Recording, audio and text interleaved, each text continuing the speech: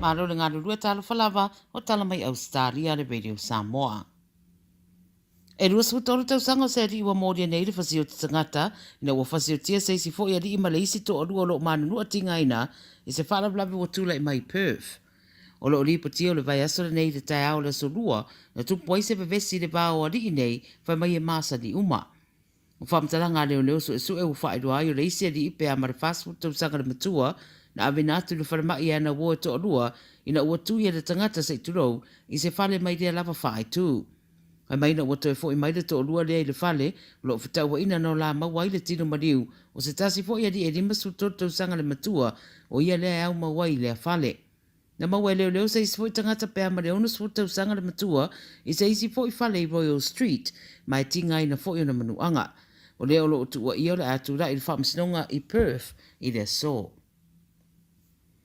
Wa wha leo papolengo le malo te leo Amerika i seisi tu ainga variant 4 o le COVID leo wāri ae. Wha mai o seisi tu ainga lavo le Omicron ai wha ingoa le XBB.1.5. Leo wa whautua ina nei tangata lau tele ma whaia ne ieisu e suenga.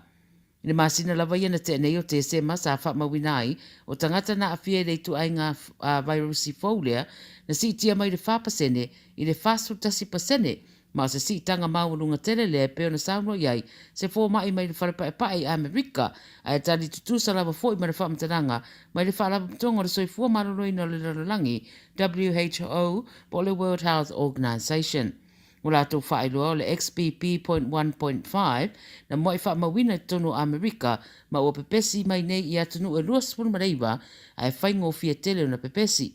Na mai fō mai o lo whianga imso suenga e leo manino le teminei pesi di ato na o ngaonga o na whianga na ilo o le Omicron a lo whaia neiso e suenga ai wha manatu fō i a whaia e tangata umanga yoinga e malu pui pui ai mai le variant fōlea ina ne ia fia soifua.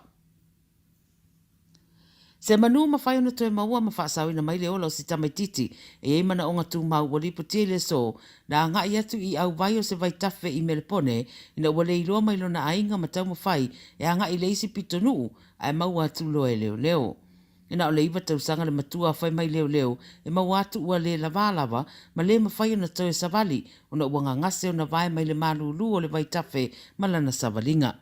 O le Maribyrnong River i Melepone le na tura i mai le amata upu le amatanga o le vai aso nei. Whai mai na vai e se tangata le tamaititi leo ta ele le vai po le afore fitu i le fiafi a wa atua leo le lua i tu latano na ripotia i leo leo o lo tau sa dia.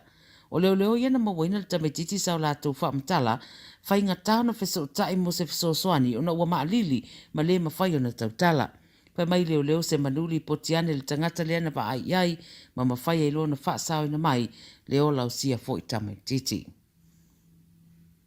O le wharamai o John Hunter i Newcastle, leo lo taunga whiti ai se tamaititi e waru tau sanga le matua, a awhia mai manu angai na ua whito ai le ta vale na iei tonu, ma seisi fo i ta vale. O le whaamtalanga e whaapeo le tamaititi sa i tonu le ta vale na malanga tuai, a e so atu lo e leisi ta vale ma manu atinga ai nai, a lo whita ua ino le tangata na malanga atu leisi ta vale lea, o matua o vale whaasua waa.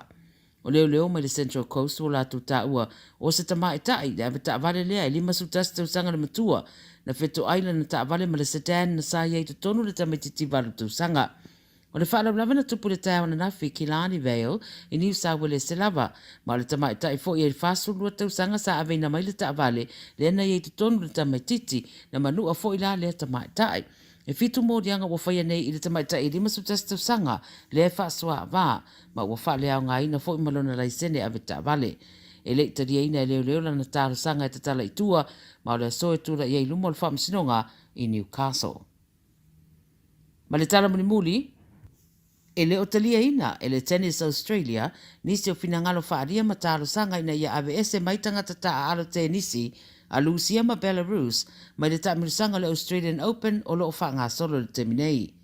O le ampasa o Ukraine i Ausetalia o Vaso Maroshinchenko, na ia tuina se whamtalanga ma wala awai le asocio tenisi Ausetalia, ia whaia fo i le whainga sa whaia le tamirisanga le Wimbledon, sa wha sa i le au taalo mai Lucia ma Ukraine, mai taalonga o le tamirisanga.